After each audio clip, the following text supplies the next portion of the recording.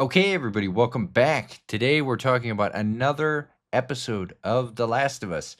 So we're up to episode 4. This was another kind of calming episode. I don't know. I kind of expected there to be a little bit more to this episode than there was, and there was some action. There was some tense moments, but if you think about it, we are 4 episodes into a 7 episode season, and she hasn't killed any of the people she's gone after, and just wondering how they're going to tie all that up in 3 episodes, unless they're going to deviate from the way that the story goes in the game.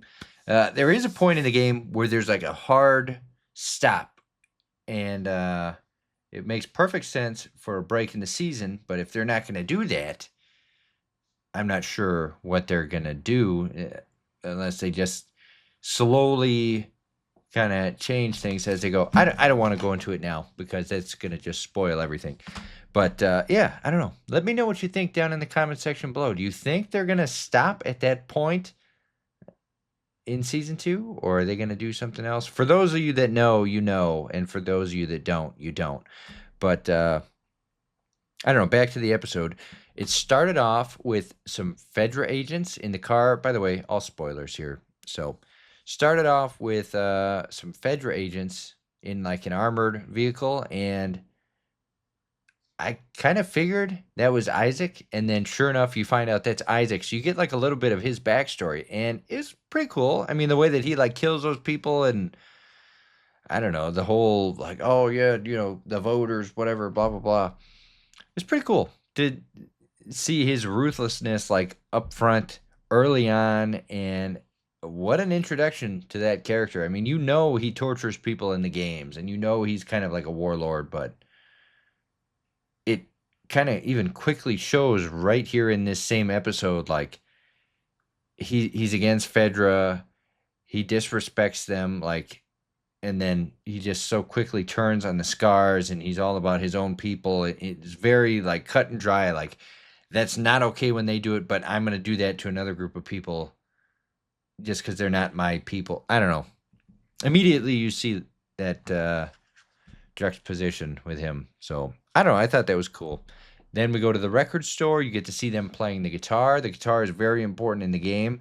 As you go through the game, there are several moments where you get to play as Ellie, like playing through the guitar, and that's kind of important at the end. And it kind of symbolizes Joel and his lasting effect on her, and I like that. And I'm a big fan of Take on Me. I love Aha. I love 80s music.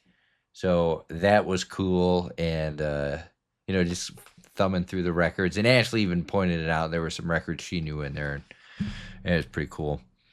Before that, they stopped at the pharmacy, and this was like a little thing. Ashley even called it out earlier in the episode. She's like, "Oh, what did she find? They're not going to show you what she found." And then, sure enough, later on in the episode, you find out Adina is pregnant.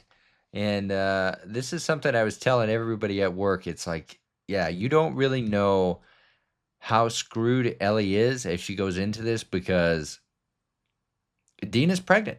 And she finds out as she gets to Seattle, like her one compadre is basically out of commission. And they kind of changed that too in this telling of it, because it's kind of weird. You want to follow this story, but then you also want to deviate a little bit to keep people like me on the hook. Anyone that's played the game, they're going to know everything that happens. So, of course, like deviating a little bit is going to help. And at the end of the episode, they make it seem like Dina's going to go off with Ellie and fight all these WLF guys, and that's not how it happens in the game. In the game, as they're going to Seattle, Dina becomes sicker and sicker to the point where she can't do anything. It's not that she doesn't want to. Dina would love to help Ellie. She just can't. She is physically sick, vomiting. She can barely move. She's dehydrated. She's laying on the bed in the theater, or on the couch, just totally out of it. Like she'll mess with the radio and whatever and do whatever she can recon wise from the home base, but she doesn't go off with Ellie. And the episode ends basically with her saying, "Yeah, no, I'm gonna go with you. Are you crazy? I don't care if I'm pregnant or not. I'm gonna go with you. We're gonna do this together." And I just wonder if that's gonna change as it goes on, or are they really committing to like, yeah, no, we're gonna Dina's here. We're gonna do that. There's another character that's not here, and we're just gonna ignore that. And I don't know. They're changing. They're not afraid to change things. So we'll see how this goes.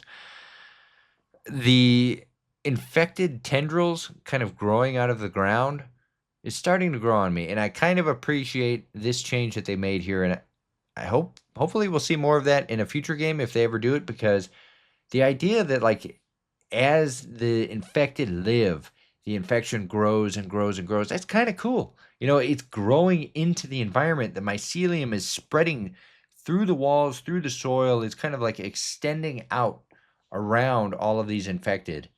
And yeah, when somebody throws fire down and it tips off one of the little probes in the ground, yeah, the infected are going to come. So I do like that change. In the game, they were not as much of a presence as they are in the story so far. Like, this is now two major hordes of infected. Like, in this scene in the game where they were going through the subway tunnel, they were infected, but not hundreds of infected swarming into the tunnels. But I guess it kind of changes it if you have kind of like a little sensor probe underneath that notifies all the infected in the area, like, hey, there's people down here, go kill them right now. So I'm kind of growing on that, and I kind of appreciate what they did in Jackson a little bit more. I don't believe that there would be that many infected out by Jackson just ready to swarm and attack, but whatever. I appreciate the environmental storytelling of having the infected tendrils kind of spreading through the ground and the environment just to alert infected to the presence of humans, and that's cool. It's a cool little touch. But as they were doing this, of course, Ellie gets bitten again. She's getting bitten like left, right, and center here. This is crazy. Like in the original story, she gets bitten once. In this, she gets bitten now 3 times. This is the third time, and this time she gets bitten right in front of Dina to like save her life. She sticks her arm out, and rightfully so. Dina is like freaking distraught. She's the one person she's in Seattle with just got bit. She's pregnant, and she stays up all night watching Ellie, fearful that she's going to turn, only to find out she doesn't turn. And then they go into this super rushed sex scene, and like, I get it, it's very emotional.